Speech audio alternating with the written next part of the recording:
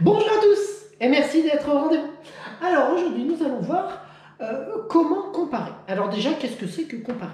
Eh bien comparer c'est dire si deux nombres sont l'un plus petit que l'autre, l'autre plus grand que l'un, ou dire si deux nombres sont égaux.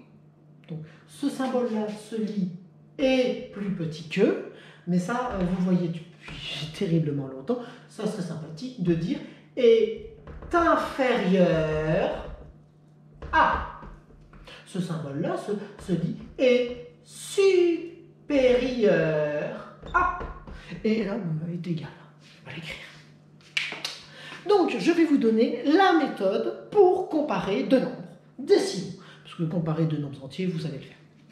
Pour comparer deux nombres décimaux, eh ben, la première chose à faire, dans tous les cas, c'est comparer les deux parties entières. Alors, je vous rappelle, la partie entière, c'est le nombre situé avant la virgule.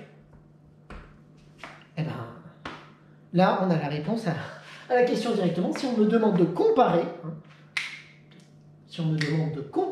eh ben, 12 est plus petit que 3, 12 est inférieur à 13, excusez-moi, donc 12,58 est inférieur à 13,55. Fini. Ok? Continuons. Maintenant, si jamais j'ai ces deux nombres-là, toujours la même méthode.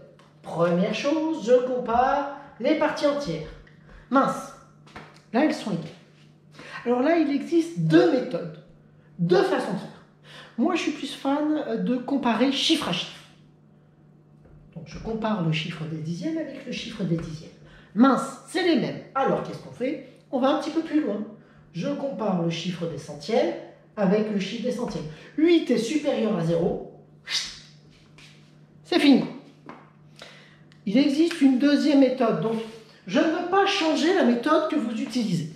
S'il y a des élèves, mais attention, rajoutez-les tout le temps, qui rajoutent des zéros inutiles, ici, pour avoir le même nombre de chiffres derrière la virgule, ils comparent 580 avec 501, ça marche, mais faites attention, parce que les élèves qui utilisent cette méthode-là oublient trop souvent à mon goût de mettre ces zéros inutiles.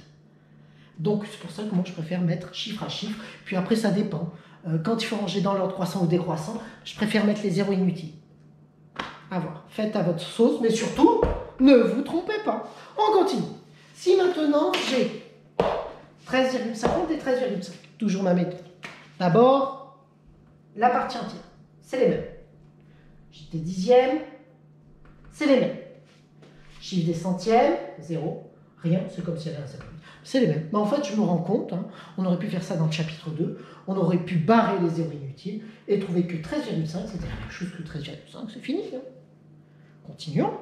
Et c'est pour ça qu'il faut faire attention, parce qu'il y a des élèves parfois qui ne comparent que chiffre à chiffre. Non, au départ, on compare la partie entière. Ici, je vois que 158 est supérieur à 13. J'ai donc le résultat. J'espère avoir été clair. Et puis, je vous dis à bientôt.